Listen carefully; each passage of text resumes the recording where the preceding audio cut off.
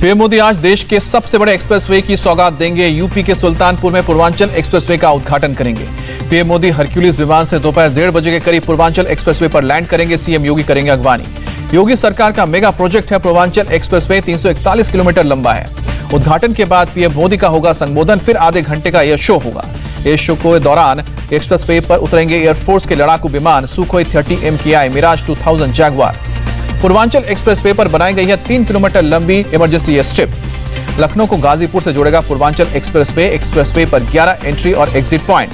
PM Modi के Purvanchal expressway के शुभारंभ से पहले सीएम योगी ने सुल्तानपुर में जाकर तैयारियों का जायजा लिया। पूर्वांचल एक्सप्रेसवे पर अखिलेश यादव का तंज, बोले कि 5 साल पहले जो काम एसपी ने करके छोड़ा उसको अब ये कह रहे हैं अपना। अखिलेश यादव ने कहा कि सपा सांकेतिक रूप से फूल डालकर करेगी पूर्वांचल एक्सप्रेसवे का उद्घाटन। 16 नवंबर को कार्यकर्ता चलाएंगे साइकिल। पीएम मोदी ने भोपाल में वर्ल्ड क्लास रेलवे स्टेशन का उद्घाटन किया। कहा कि रानी कमलापति का स्टेशन से नाम जुड़ने पर महत्व बढ़ा। पीएम मोदी बोले 6 साल पहले लोग रेलवे को कोसते थे, अब एयरपोर्ट वाली सुविधा रेलवे स्टेशन पर मिलेगी। पीएम ने भोपाल के जनजातीय संग्रहालय का भी उद्घाटन किया। आदिवासी बुजुर्ग से हाथ जोड़कर आशीर्वाद लिया।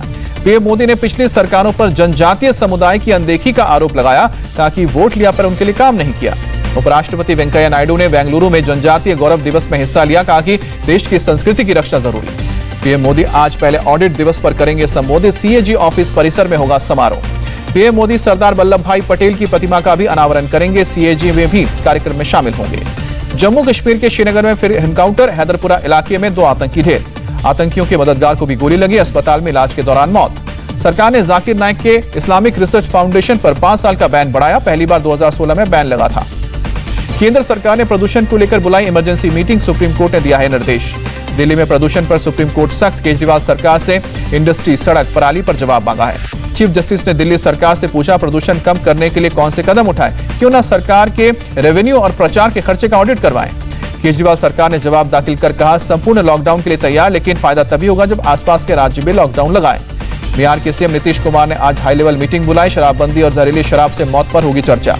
बिहार के सीएम नीतीश कुमार ने कहा कि प्रदेश में शराबबंदी सभी दलों की सहमति से लागू हुई है, बाद में कुछ खिलाफ हो गए। नीतीश कुमार का दावा शराबबंदी के बाद से बिहार में क्राइम में गिरावट आई है। आज हरियाणा और पंजाब के 2 दिन के दौरे पर जाएंगे राष्ट्रपति कोविंद। पंजाब इंजीनियरिंग कॉलेज के शताब्दी वर्ष समारोह में हिस्सा लेंगे। वित्त मंत्री निर्मला सीतारमण ने 13 राज्यों के सीएम और 3 राज्यों के डिप्टी सीएम के साथ बैठक की। जम्मू कश्मीर के एलजी और राज्यों के वित्त मंत्री भी शामिल हुए। केंद्रीय अल्पसंख्यक मंत्री मुख्तार अब्बास नकवी ने ट्रेड फेयर में आयोजित हुनर हाट का उद्घाटन किया। महाराष्ट्र हिंसा पर बोले राज्य के गृह मंत्री दिलीप वलसे पाटिल, तनावग्रस्त इलाकों में स्थिति कंट्रोल में है, दोषियों पर सख्त कार्रवाई होगी। एनसीपी नेता नवाब मलिक का बड़ा आरोप। बीजेपी नेता बोंडे समेत कई नेताओं में पूरे प्रदेश में दंगा भड़काने की साजिश करने का आरोप लगाया। नवाब मलिक के आरोपों पर बीजेपी नेता आशीष शेलार का पलटवार। कहा कि मैं कभी रजा एकेडमी के दफ्तर नहीं गया। महाराष्ट्र बीजेपी वर्किंग कमेटी की आज होगी बैठक। रजा एकेडमी पर बैन लगाने का प्रस्ताव पास होगा। आज फिर प्रेस कॉन्फ्रेंस करेंगे नवाब मलिक। समीर वांखड़े के परिवार के कास्ट सर्टिफिकेट को लेकर खुलासा करने का दावा। ड्रग्स केस में मुंबई पुलिस की एसआईटी ने सैम डिसूजा का दर्ज किया बयान। करीब 9.25 घंटे तक पूछताछ की गई। नैनीताल में कांग्रेस नेता सलमान खुर्शीद के घर पर पत्थरबाजी और आगजनी। हमले पर बोले सलमान खुर्शीद, क्या क्या है ये है हिंदुत्व। कांग्रेस नेता शशि थरूर ने हमले को गलत बताया। कहा कि राजनीति में असहिष्णुता के बढ़ते स्तर की सत्ता में बैठे लोगों की निंदा करनी चाहिए। सलमान खुर्शीद के घर तोड़फोड़ के मामले में राकेश कपिल सहित 20 अन्य पर मामला दर्ज हुआ। चुनाव आयोग को कैप्टन अमरिंदर की पार्टी पंजाब लोक कांग्रेस के पंजीकरण के लिए मिला आवेदन। सूत्रों की खबर। गोवा विधानसभा चुनाव के लिए कांग्रेस, एनसीपी, एमजीपी और जीएफपी से कर सकती गठबंधन, बातचीत जारी।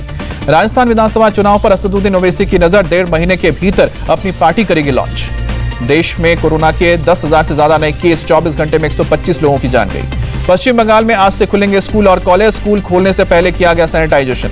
मुंबई के कंजूर मार्ग में हेवी इंडस्ट्रियल स्टेट में लगी आग। दमकल की 12 गाड़ियों ने आग पर काबू पाया। कंजूर मार्ग ईस्ट में पुलिस स्टेशन के पास एक कंपनी के सर्विस सेंटर में आग लगी थी। केरल में बाढ़ प्रभावित इलाकों से लोगों को निकालने का काम जारी। बुजुर्ग महिला का किया गया रेस्क्यू। केरल के कोझिकोड में गिरा मकान। 9 लोगों को सुरक्षित निकाला गया। T20 सीरीज के लिए जयपुर पहुंची न्यूजीलैंड की टीम। बायो बबल में रहेगी। न्यूजीलैंड के मुख्य कोच गैरी स्ट्रीट ने कहा कि पहली बार T20 विश्व कप के तुरंत बाद दूसरी सीरीज खेल रहे हैं, यह बेहद चुनौतीपूर्ण।